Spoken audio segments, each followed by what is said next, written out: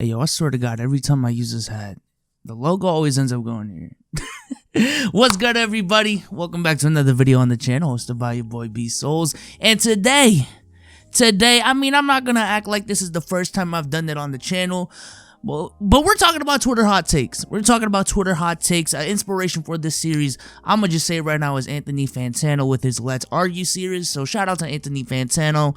If this is your first time watching a video like this, essentially, I just tell y'all to give me hot takes on Twitter. I respond to them, and we make a video out of it. Before we get going, make sure to leave a like on this video. Subscribe to the channel if you haven't already. Check out the Let's Keep It a Buck podcast. We about to have TSO Sage in the building tomorrow. You know what I'm saying?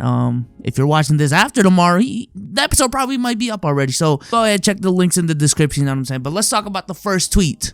Y'all saw the title of this video, and it is inspired by this tweet by my man Cardiac, and he says that Anthony Davis is not a superstar. He's an amazing talent, better than some players that are superstars, but I don't think he can win a championship as a first option. He's great at scoring, rebounding, defense all around, but I just can't see him leading that. That tweet right there kind of already contradicted itself, my guy. I'm not gonna lie, because you just said that he's better than some players that are superstars. So I just don't know what world we're living in where you can be better than a superstar but not be a superstar. And honestly, when it comes to labeling Anthony Davis as a superstar, I get the criticism, right? Because when we're talking about superstar, we're talking about a very small group of players, a small pool of players, and primarily these are players that have proven that you can at least, you know, lead your team to a top record in the league. And prior to joining the Lakers, Anthony Davis did not do that. However, I'm gonna say this. Anthony Davis is one of the rare talents in the last 30 years that I might actually make an exception to that rule. He is that talented of a player. I'm not even gonna front with you. Anthony Davis has a talent, is one of the best scoring bigs in the league. And honestly, that's kind of undermining his scoring abilities. He's just one of the best scorers in the league at this point. One of the best defenders as well. He's going to be in the Defensive Player of the Year conversation almost year in and year out. And if you look at his career, although he hasn't led his team to a 55-60 win season, honestly, given the context of his career, it's not as bad as it seems. The first 2 years in the league, honestly, even as a #1 overall pick, LeBron James didn't lead his team to the playoffs in the Eastern Conference. So, you know, I didn't really have any real expectations for AD. And then we get into his third year, and he leads the Pelicans to the 8th seed in the Western Conference. And while, yes, they did lose in the first round, it was against a 67-win Warriors team with Steph Curry as an MVP. But in that series, if we look at the numbers, bro was balling out. And then we get into 2016, and Anthony Davis misses 20 games. Eric Gordon only plays 45. Tyreke Evans only plays 25. It was a very injury-riddled season. And then we get into the year after. Anthony Davis does play 75 games, but Jrue Holiday misses around 15. And aside from Jrue Holiday, he didn't really have that much help this year. They did trade for DeMarcus Cousins at the trade deadline, but he only played 17 games, and it just, you know, the sample size just wasn't enough. And then we get into the year after. Anthony Davis plays 75 games. DeMarcus Cousins was actually playing really good this season until he ruptured his Achilles.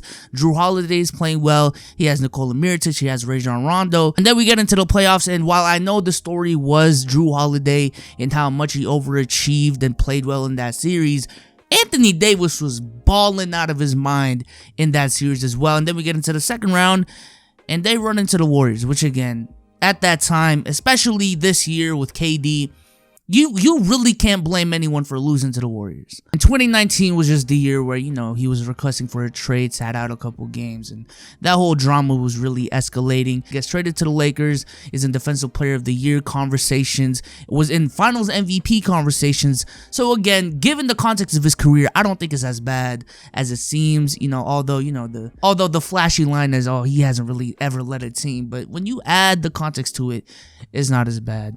But let's move on to the next tweet. Uchebe says that Kobe, Magic, Bird, Hakeem, and Duncan were all as good as each other at their peaks. And I'm going to agree. I feel like when we're talking about the top 10, even when it comes to MJ and LeBron conversations, which, you know, just I'm going to just put it out there. I'm on the Jordan side of things. At that point, there really is a lot of nitpicking. But in terms of peak powers, Magic, Bird, Hakeem, LeBron, Jordan, Duncan, Shaq, Bill Russell, Wilt, all of these players I would put at right around the same level. I'm not gonna lie. It just, in terms of talking about the greatest of all time lists, you really do have to nitpick careers, and that's really all the conversation has become. But I agree with the tweet. Dark45 says when Giannis retires, he is going to be the best power forward of all time. I disagree. Tim Duncan, 5 championships. I don't even want to get into it, but just the career Tim Duncan has, that's going to be a tough mark to beat, bro. You're essentially saying Giannis, by the end of his career, is going to have an argument for a top 4 player of all time. So, I disagree. Udhai, I'm sorry if I butchered your name. He says that Paul George is one of the most talented players in the NBA, but his injury stunted his growth. He could have been better than he is right now. And I actually agree with this one. In terms of these really catastrophic injuries to players like Paul George and Derrick Rose, what people really have to realize is, after these injuries, they spent a majority of time trying to get back to where they were before the injury started. And then on top of that, they're expected to improve. Even if he never had the injury, I wouldn't go as far as to say he might be the best player in the league, but I would say he'd be a little bit better than he is right now. And I think Paul George, honestly more so than any other player in history, I would say, has done a very good job of getting back to his form after a catastrophic injury like that. So, shout out to Paul George for that. Ronald Harris says that the Clippers will pull a big 3 heat. I can't say it. Ronald Harris says that the Clippers will pull a big 3 heat, meaning after their failure in their first year together, they're gonna come back and win it this year. I'm not a Clippers fan, by the way. I'm gonna be in the middle of it. I get where you're coming from. I'm not excusing the Clippers for what they did last year. It was a championship or bust year. I don't care what anyone says. But, I feel like the chemistry could have improved still. Given that, the 2011 Heat, like you said, they had championship or bust expectations their first year together, but at the same token, their chemistry could still improve. And this year with the Clippers, I know we are very early into the season, but I really do think they have gotten better. I was just looking at the roster earlier before I was recording this video, and these got shooters, bro. Them boys are balling out. Paul George is averaging like 26, 27 on 50, 50, 90 splits.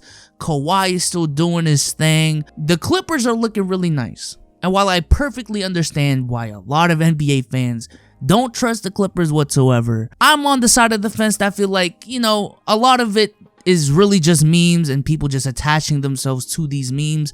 But I still think the Clippers have a chance of winning the championship this year. I'm not gonna lie. I'm not counting out a team with Kawhi Leonard. I just can't. Cameron says that Kobe is the greatest player who doesn't have a stake in the GOAT conversation. You can argue it's MJ, LeBron, Bill, Kareem, etc. based on what you specifically value, but you can't make the case for Kobe because what he brings is very similar to MJ, just not as good. And I actually agree. I'm not gonna lie. I actually agree with this take. To me, when I look at Kobe's career, there is no way you can look at that and say it's not at least top 15 all time, at least.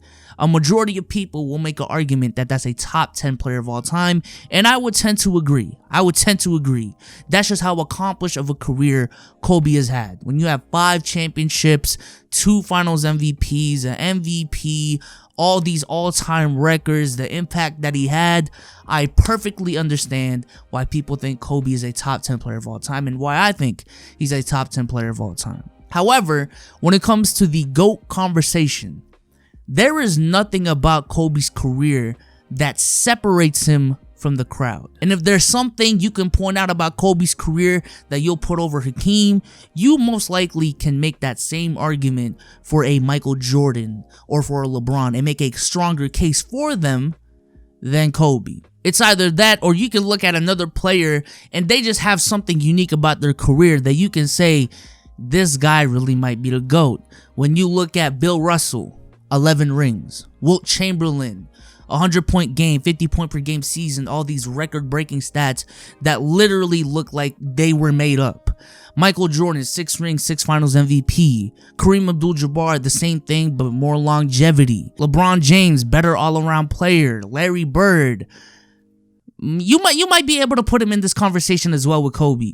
Magic Johnson, 6'10" point guard, 5 rings, Showtime Lakers. I couldn't think of it as I was recording, but Magic Johnson arguably has the greatest finals performance of all time. In his rookie year, by the way. In his rookie year. Hakeem Olajuwon, arguably the most impressive single-season championship run of all time. Shaquille O'Neal, the most dominant force the league has ever seen. These are the type of things you can put on these other players. But with Kobe, there really isn't anything you can specifically point to him and says, this is him. You know what I'm saying? Aside from Mamba mentality, I guess. So I actually do agree with Cam. You know what I'm saying? Kobe, amazing career, tremendous career. My favorite player of all time. And his death anniversary is coming up. Rest in peace to the Mamba. But in terms of just talking about the greatest of all time conversation, out of everyone in the top 12, I would say as a GOAT, Steph Curry and KD have a better argument as a GOAT than Kobe. But I digress. Let me know what y'all think about these takes. Follow me on Twitter. I'll leave it on the screen right now for, you know, whenever I do this next. So make sure to follow me on Twitter once again. Like the video, subscribe to the channel. Y'all know what to do, but I am out. Deuce.